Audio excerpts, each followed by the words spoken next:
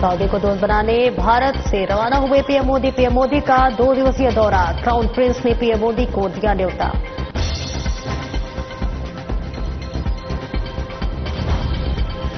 दिल्ली सरकार का heat action plan 2025 तैयारी। गोवा जैसे साफ होगी दिल्ली की हवा।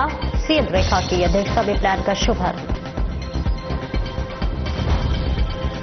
सिविल सेवा दिवस का खास अवसर। मुख्यमंत्री रेखा ने प्रशासनिक अधिकारियों को दी शुभकामनाएं। कहा, देश निरंतर प्रगति के पथ पर अग्रसर होता है। विकसित दिल्ली का संकल्प निरंतर प्रयासरत है। नमस्कार, स्वागत है आपका और मैं हूं आपके साथ सपना दीपक मतेशिया। बुलेटिन का आगाज करेंगे। दिल्ली प्रधानमंत्री नरेंद्र मोदी सऊदी अरब के लिए रवाना हुए। वहीं प्रधानमंत्री मोदी जो है सऊदी अरब के क्राउन प्रिंस और प्रधानमंत्री प्रिंस मोहम्मद बिन सलमान के निमंत्रण पर 22-23 अप्रैल को सऊदी अरब की 2 दिवसीय यात्रा पर रहेंगे।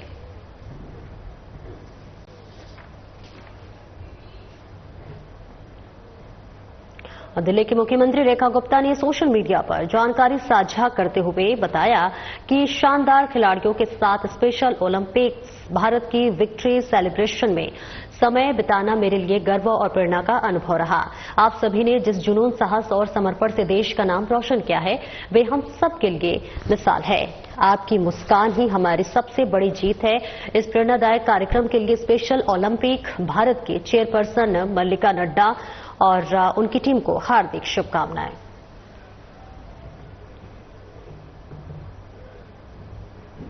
और दिल्ली सचिवालय में मुख्यमंत्री रेखा गुप्ता की अध्यक्षता में दिल्ली हीट एक्शन प्लान 2025 का शुभारंभ किया गया। इस मौके पर मेरे कैबिनेट सहयोगी प्रवेश वर्मा भी साथ मौजूद रहे। गर्मी के प्रकोप से दिल्ली वासियों को सुरक्षित रखने के लिए ये एक निर्णायक कदम है। सभी अस्पतालों को 24 घंटे सातों दिन आपातकालीन स्थिति से निपटने के लिए तैयार रहने और बुजुर्गों व बच्चों के लिए विशेषकर उपचार एवं देखभाल की व्यवस्था करने के निर्देश दिए गए हैं। हमारी प्राथमिकता है कि हर नागरिक की सुरक्षा एवं अच्छी स्वास्थ्य सेवा प्रदान करना। ये जानकारी कैबिनेट मंत्री डॉक्टर पंकज कुमार सिंह ने साझा की है। और तस्वीरें आपको दिखा रहे हैं जहां गर्मी के प्रकोप से सुरक्षित रखने के लिए लगातार आप देखिए एक बड़ा प्लान तैयार किया जा रहा है जिससे कि गर्मी से निजात मिल सके। और ऐसे में कई तरह के दिशा निर्देश भी दिए जा रहे हैं और जिसकी तस्वीरें हम आपको दिखा रहे हैं जहां पर मुख्यमंत्री की अध्यक्षता में यहां पर उस प्लान का शुभारंभ किया जा रहा है कि किस तरह से गर्मी के प्रकोप से बचा जाए। और इसके लिए मुख्यमंत्री खुद इसका अध्यक्षता करते हुए नजर आ रही है। इसका शुभारंभ किया हुआ है जिस वजह से अब गर्मी से निजात के लिए प्लान तैयार किया जा रहा है, जिसका शुभारंभ आज खुद मुख्यमंत्री रेखा गुप्ता के अध्यक्षता में शुभारंभ किया जा रहा है। और दिल्ली की मुख्यमंत्री रेखा गुप्ता ने सिविल सेवा दिवस के मौके पर सभी प्रशासनिक अधिकारियों को शुभकामनाएं दी है। मुख्यमंत्री रेखा गुप्ता ने कहा कि सभी के समर्पण, सेवा भावना और कुशल नेतृत्व से शासन तंत्र सुदृढ़ होता है और देश निरंतर प्रगति के पथ पर अग्रसर होता है। दिल्ली सरकार आपके सहयोग और प्रतिबद्धता के साथ विकसित भारत, विकसित दिल्ली के संकल्प को साकार करने के लिए निरंतर प्रयासरत रहेगी। सिविल सर्विस डे की हमारे सभी अधिकारियों को जो निरंतर दिल्ली और देश की सेवा में लगे हुए हैं। आज का दिन आप सबके लिए, हम सबके लिए बहुत महत्वपूर्ण है।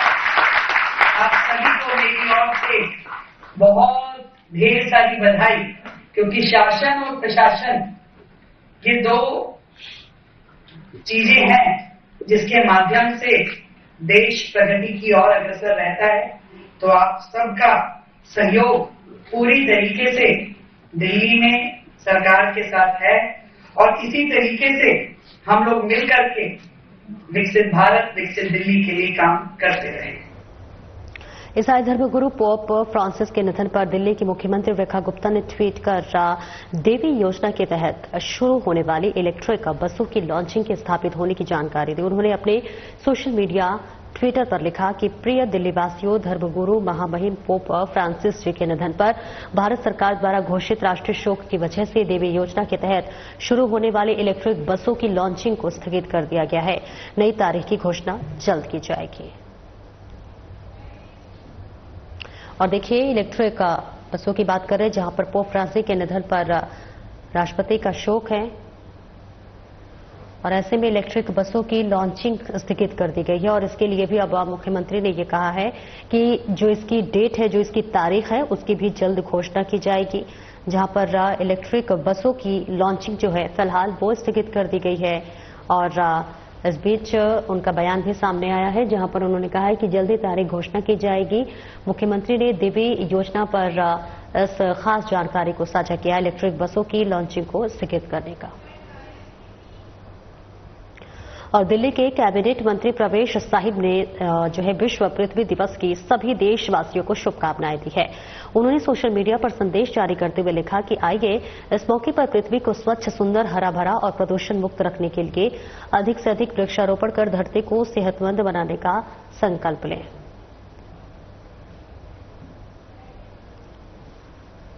और देखिए, डिप्टी सीएम प्रवेश वर्मा ने सभी देशवासियों को पृथ्वी दिवस की बहुत बहुत शुभकामनाएं दी हैं। और इसी के साथ साथ उन्होंने एक पोस्ट भी अपने सोशल मीडिया के जरिए शेयर किया है, जहां सभी को पृथ्वी दिवस की बहुत बहुत बधाई और शुभकामनाएं दी है। पृथ्वी दिवस के मौके पर उनका ये पोस्ट।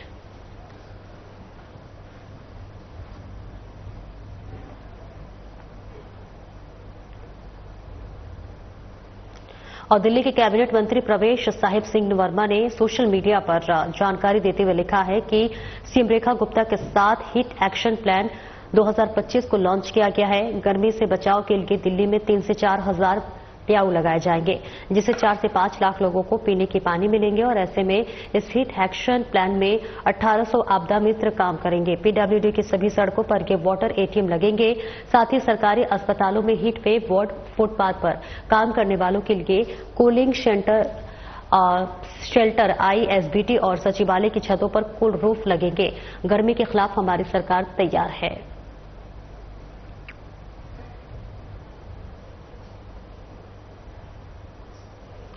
और देखिए, यहां पर वाटर एटीएम लगाने की बात की जा रही है। कैबिनेट मंत्री प्रवेश वर्मा ने बयान दिया है, जिसपे वाटर एटीएम का भी जिक्र करते हुए नजर आए और इसी के साथ साथ तमाम सुविधाओं का भी जिक्र करते हुए नजर आए। हीट एक्शन प्लान 2025 का शुभारंभ किया गया है, जहां उप मुख्यमंत्री ने इसका शुभारंभ किया है। और इसी के साथ साथ जगह जगह इसके लिए वाटर एटीएम भी लगाने की बात की जा रही है। इसी के साथ साथ बढ़ती गर्मी को देखते हुए ये इस प्लान को तैयार किया गया है, जिसका शुभारंभ आज किया गया है। और दिल्ली के गृह मंत्री आशीष सूद ने अपने सोशल मीडिया ट्विटर पर सभी को विश्व पृथ्वी दिवस पर बधाई दी है, जहां पर गृह मंत्री ने ट्वीट कर लिखा है कि विश्व पृथ्वी दिवस की सभी को बहुत बहुत बधाई और शुभकामनाएं। आइए इस मौके पर हम सब पृथ्वी को स्वच्छ, सुंदर और हरा भरा बनाने का संकल्प लें।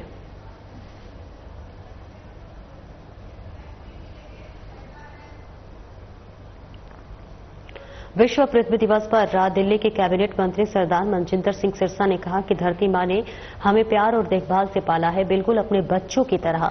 अब समय आ गया है कि हम भी कुछ दें। आइए पेड़ लगाएं, प्रकृति की रक्षा करें और आगे बढ़ने के लिए हरियाली का रास्ता चुनें। और तस्वीरें आपको दिखा रहे हैं, जहां पर विश्व पृथ्वी दिवस के मौके पर कैबिनेट मंत्री का ये बयान सामने आया, जहां धरती मां ने हमें बच्चे की तरह पाला है, ऐसा कहते हुए नजर आया। और इसी के साथ साथ इनकी सुरक्षा करना हमारी जिम्मेदारी है, जिसके लिए लोगों से भी अपील करते हुए नजर आ रहे हैं। पौधे लगाने के लिए भी अपील करते हुए नजर आए। धरती मां ने हमें बच्चों की तरह पाला है, ऐसा बयान देते हुए नजर आ रहे हैं। और देखिए, यहां पर पौधारोपण भी करते हुए नजर आ रहे हैं और सभी से पौधारोपण करने के लिए भी अपील की है। रविंद्र सिंह हर पौधा एक नया जीवन पृथ्वी दिवस के अवसर पर आज दिल्ली के स्थित निवास पर जनता दर्शन में पहुंचे। नागरिकों के साथ मिलकर वृक्षारोपण किया और कहा कि वृक्ष न केवल प्रकृति की शोभा बढ़ाते हैं, बल्कि यह मानव जीवन के लिए ऑक्सीजन, छाया, फल और सुकून का स्रोत भी है।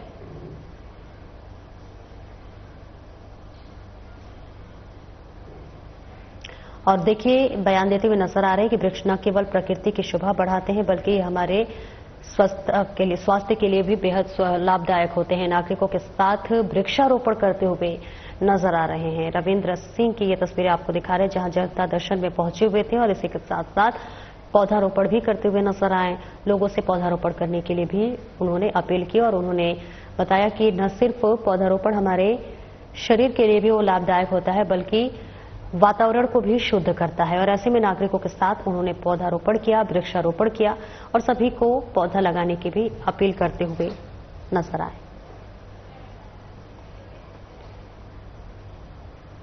कैबिनेट मंत्री रविंद्र सिंह ने नई दिल्ली स्थित सचिवालय में सहकारिता विभाग के अधिकारियों की बैठक ली। इस मौके पर विभाग से जुड़ी योजनाओं, वर्तमान प्रगति और भविष्य की दिशा पर विस्तृत चर्चा करते हुए नजर आए।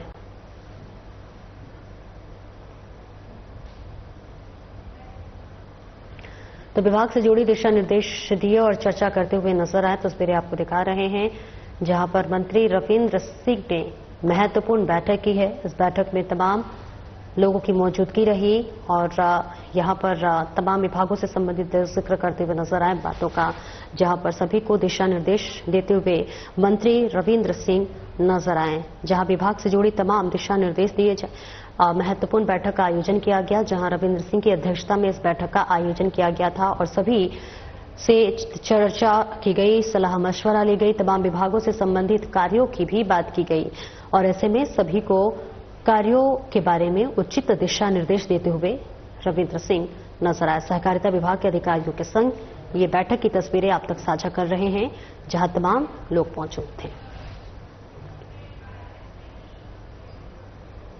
दिल्ली सरकार में कैबिनेट मंत्री मनजिंदर सिंह सिरसा ने जानकारी देते हुए बताया है कि दिल्ली सचिवालय में खाद्य एवं आपूर्ति, पर्यावरण, वन एवं वन्यजीव विभाग तथा डीपीसीसी के अधिकारियों के साथ महत्वपूर्ण बैठकों की अध्यक्षता की, जिसमें दिल्ली के लिए दूरदर्शी नई पहलों की समीक्षा की गई है।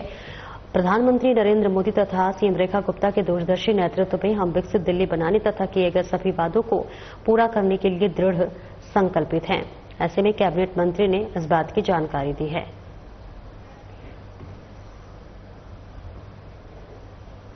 दिल्ली के पटपड़गंज से विधायक रविंद्र सिंह नेगी ने वन नेशन वन इलेक्शन को लेकर कहा कि केवल एक विचार नहीं बल्कि समय की पुकार है। ये न केवल प्रशासनिक स्थिरता को मजबूत करेगा बल्कि नीति निर्माण और विकास कार्यों को भी निर्बाध गति देगा।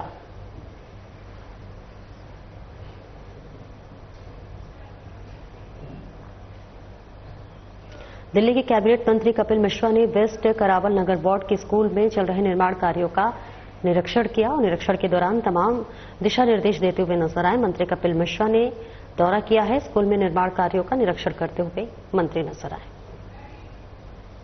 और मंत्री कपिल मिश्रा के इस दौरे की तस्वीर आपको दिखा रहे हैं, जहां पर स्कूल पहुंचे हुए हैं और स्कूल पहुंचकर तमाम कार्यों का उन्होंने निरीक्षण किया, जायजा लिया और इसी के साथ साथ कामों से संबंधित सभी को जरूरी दिशा निर्देश देते हुए नजर आए, कामों का जायजा लेते हुए नजर आए।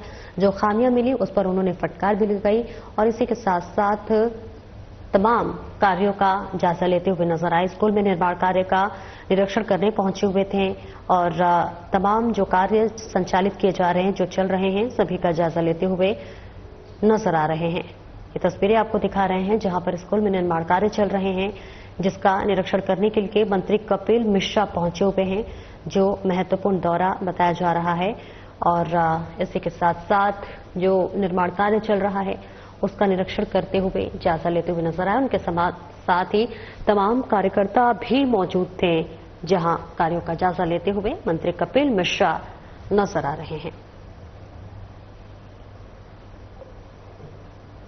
और वहीं दिल्ली बीजेपी सांसद बांसुरी स्वराज ने कहा कि ये पहली बार हुआ है कि लोकतंत्र के चौथे स्तंभ यानी कि मीडिया को लेकर भी भ्रष्टाचार हुआ। हाल ही में ईडी ने जो चार्जशीट दायर की गई है वो बहुत ही गंभीर उदाहरण जाहिर करती है कि जहां पर कांग्रेस की एक पुरानी विचारधारा उभर कर सामने आती है। ये बहुत गंभीर मामला है। 2000 करोड़ रुपए की संपत्ति को मात्र 50 लाख रुपए में यंग इंडिया लिमिटेड कंपनी ने हड़प लिया है। ये यंग इंडिया लिमिटेड कंपनी का स्वामित्व 76% गांधी परिवार के पास है और इसलिए आज के दिन कांग्रेस पार्टी की ओर कांग्रेस के शीर्ष नेतृत्व की जवाबदेही बनती है। और लोकतंत्र के चौथे स्तंभ से भ्रष्टाचार हुआ है, बीजेपी का कहना है, जहां पर कांग्रेस को आड़े हाथे लेते हुए नजर आई। तस्वीरें आपको दिखा रहे हैं जहां पर लोकतंत्र के चौथे स्तंभ से भ्रष्टाचार किया जा रहा है। यह आरोप लग रहा है कांग्रेस पर, जहां बीजेपी ये कांग्रेस पर निशाना साधते हुए नजर आ रही है। संसद भवन पहुंची थी बीजेपी सांसद बांसुरी स्वराज और कांग्रेस को यहां पर आड़े हाथों में लेते हुए नजर आई। तमाम बातों का जिक्र करते हुए कांग्रेस पर जमकर निशाना साधते हुए बांसुरी स्वराज नजर आई।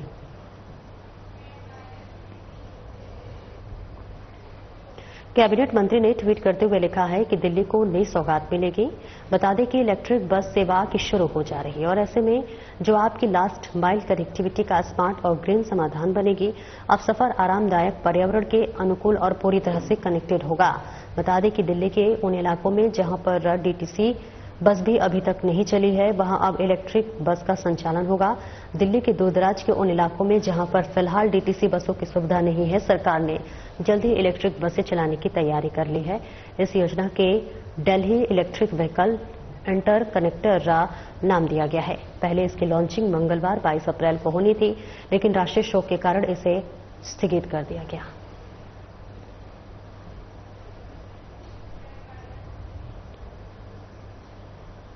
और वहीं आईजीआई एयरपोर्ट टर्मिनल 3 से बैंकॉक जा रहे 2 भारतीय यात्रियों को कस्टम अधिकारियों ने विदेशी करेंसी की तस्करी के मामले में गिरफ्तार किया है।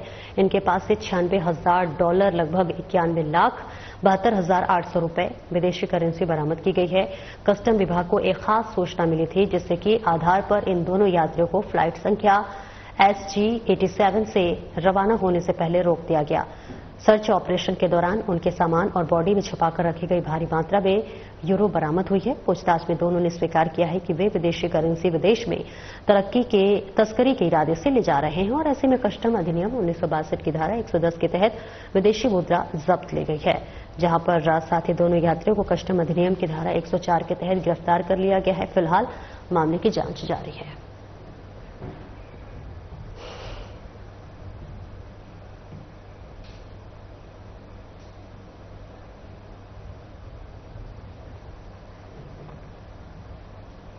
दिल्ली पुलिस की क्राइम ब्रांच ने गोगी गैंग के 3 बदमाशों को गिरफ्तार किया है। पुलिस ने इनके कब्जे से हथियार की बरामद की है। पुलिस के मुताबिक तीनों बदमाश दिल्ली के किसी बड़ी वारदात को अंजाम देने के फिराक में थे। पुलिस ने इनके पास से एक सेमी ऑटोमेटिक पिस्तौल, 2 देसी कट्टे, 5 जिंदा कारतूस और बाइक बरामद की है। क्राइम ब्रांच की आरके कोरम टीम ने तीनों को ट्रैप लगाकर दबोचा है। पूछताछ में खुलासा हुआ है कि तीनों बदमाशों ने गुरुग्राम में जनवरी 2025 में हुई करीब 6 लाख रुपए की लूट में जो है वांटेड थे और ऐसे में पूछताछ में ये भी पता चला है कि ये मोहित बदहानी और मोंटी मान जैसे गैंग के अन्य सक्रिय बदमाशों से जुड़े हुए हैं।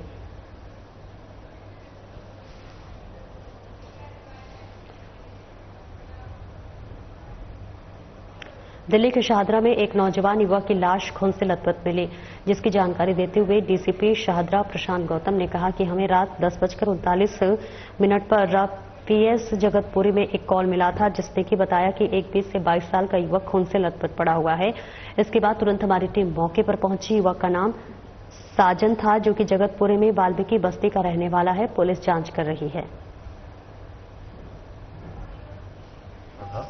पीएस जगतपुरी के अंदर इसमें कॉल में यह था कि एक 20 साल का लड़का खून में लथपथ पड़ा हुआ। हमारी टीम आई इमीडिएटली और देखा, मौके पर पहुंची तो पता चला कि 20-22 साल का लड़का है, जिसका नाम साजन है, जो यहीं का रहने वाला है, इस जगह का जगतपुरी का रहने वाला है और ये वाल्मीकि बस्ती है उसका रहने वाला है। तो उसकी फिलहाल इस बुलेटिन में इतना ही। नमस्कार।